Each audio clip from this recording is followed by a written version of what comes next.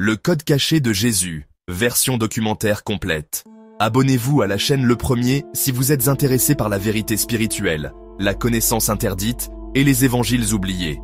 Cliquez sur la clochette pour ne pas manquer les prochains épisodes. Regardez cette vidéo jusqu'à la fin et partagez en commentaire. Quels mots de Jésus ont le plus touché votre âme? Avez-vous déjà eu l'impression qu'il manquait quelque chose d'essentiel aux histoires qu'on nous racontait? Que les mots prononcés ne rendèrent pas toute la profondeur de ce qui devait vraiment être transmis? Des millions de personnes à travers le monde connaissent les évangiles, écoutent les enseignements de Jésus et perpétuent des traditions qui ont survécu 2000 ans. Mais, et s'il existait un enseignement qui n'a jamais été pleinement révélé? Un enseignement si transformateur, si intime, qu'il était réservé exclusivement à 3 personnes.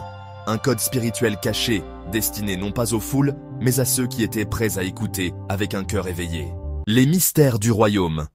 Jésus lui-même dit dans les évangiles, « À vous, il est donné de connaître les mystères du royaume. Mais à eux, on parle en parabole. » Mais que sont ces mystères? Et pourquoi n'ont-ils pas été révélés à tous? Peut-être parce que ce sont des vérités qui ne peuvent être expliquées par des mots. Elles ne peuvent qu'être vécues. Elles ne pouvaient être transmises que par une proximité spirituelle entre le maître et le disciple. Tout au long de l'histoire, 3 noms émergent avec une signification particulière. Marie-Madeleine, Jean, Thomas. Ce n'étaient pas des disciples ordinaires. Chacun d'eux incarnait un aspect différent de la conscience spirituelle. L'amour transformateur, la vision intérieure, la compréhension silencieuse. Marie-Madeleine, gardienne du secret. Commençons par la figure la plus controversée, Marie-Madeleine. Dans la tradition, elle était dépeinte comme une pécheresse, une prostituée, une femme que Jésus avait sauvée. Mais est-ce la vérité, ou une image délibérément déformée, destinée à nous détourner de son véritable rôle? Dans les textes gnostiques, comme l'évangile de Marie, Marie-Madeleine n'est pas une pécheresse. Elle est la disciple la plus proche, celle qui comprenait les enseignements que les autres ne saisissaient pas. Pierre dit à Marie, « Sœur, nous savons que le Sauveur t'a aimé plus que toutes les femmes. Dis-nous les paroles qu'il t'a dites et que nous n'avons pas entendues. » C'est Pierre, le futur pilier de l'Église, qui doit demander à Marie les enseignements spirituels. Il ne s'agissait pas d'une romance. Il s'agissait d'une proximité intérieure des âmes, d'une transmission de lumière spirituelle qui ne peut se produire qu'entre des cœurs accordés à la vérité.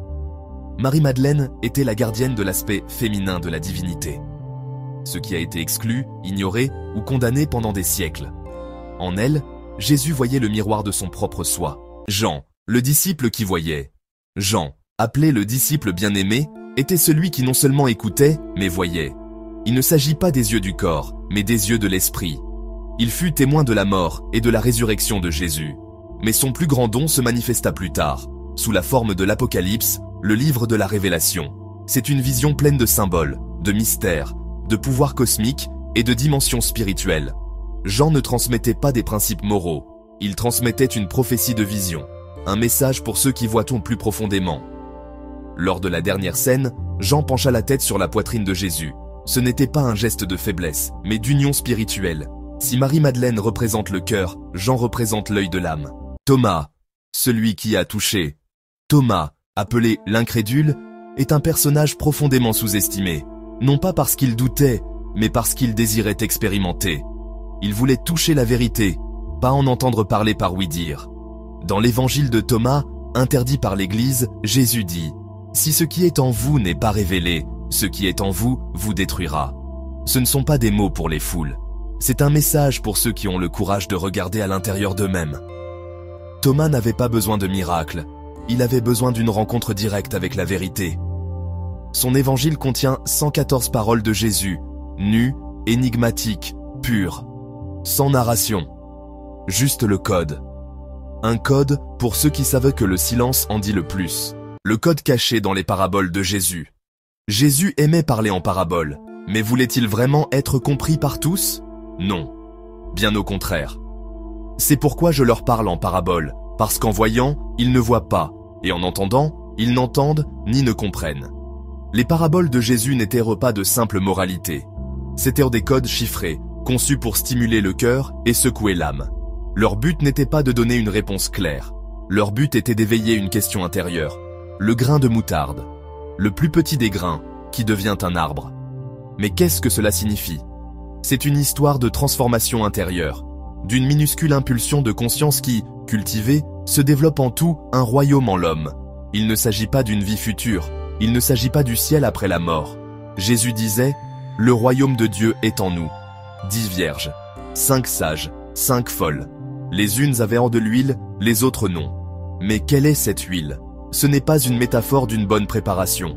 C'est le symbole de la lumière intérieure, de l'attention, de la présence, de la préparation du cœur. Les vierges folles sont celles qui vivaient dans le monde extérieur, sans rien construire en esprit. La parabole ne nous met pas en garde contre l'endormissement, mais contre le vide intérieur. Le fils prodigue, ce n'est pas une histoire de faute et de châtiment. C'est une histoire de se souvenir de qui nous sommes vraiment. Le fils ne revient pas parce qu'il a été puni. Il revient parce qu'il s'est souvenu de la maison du Père, l'endroit d'où vient son être. Le Père ne pose pas de conditions, il n'exige pas de pénitence, il accepte simplement. C'est ainsi que se manifeste la conscience de l'amour inconditionnel, l'image de Dieu lui-même. Les paraboles sont des cartes de l'âme, mais sans clé, elles restent fermées. Cette clé est un cœur prêt à l'éveil intérieur. Le silence de Jésus. La profondeur sans mots. Il y a des choses que Jésus n'a jamais dites à haute voix. Non pas parce qu'elles n'étaient pas importantes. Au contraire, elles étaient trop sacrées, trop puissantes pour être prononcées publiquement. Dans le monde antique, il existait le concept de transmission orale. Un enseignement transmis à voix basse, de cœur à cœur, entre le maître et le disciple.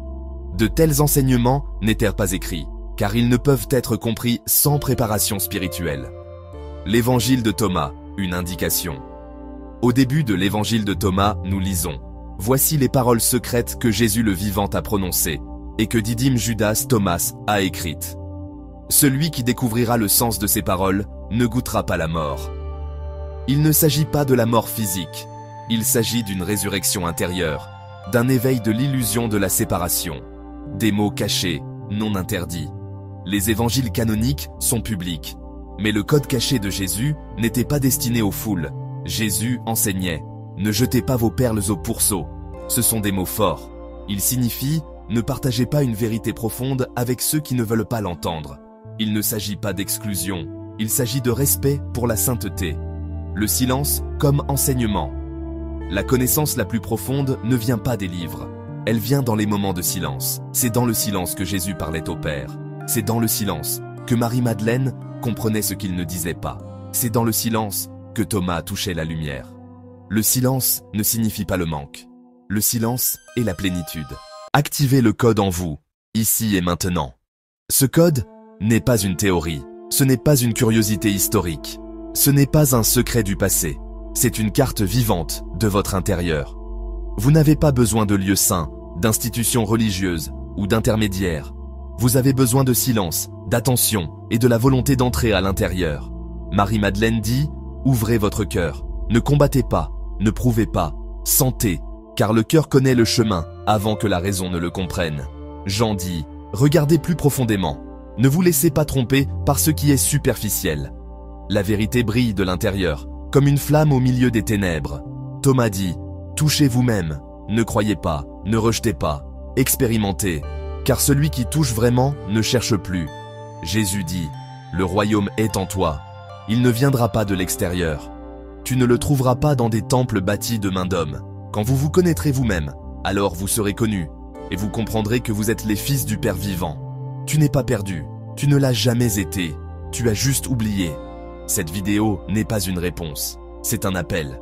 Arrêtez-vous, respirez, écoutez. Si ce message a touché quelque chose en vous, ne l'ignorez pas. Ce n'est pas un hasard, c'est un appel à l'éveil. Écrivez en commentaire « J'active le code en moi ». Faites-le non pas pour la vidéo, faites-le pour vous. Abonnez-vous à la chaîne Tenpirchi et rejoignez ceux qui se souviennent, ce n'est que le début.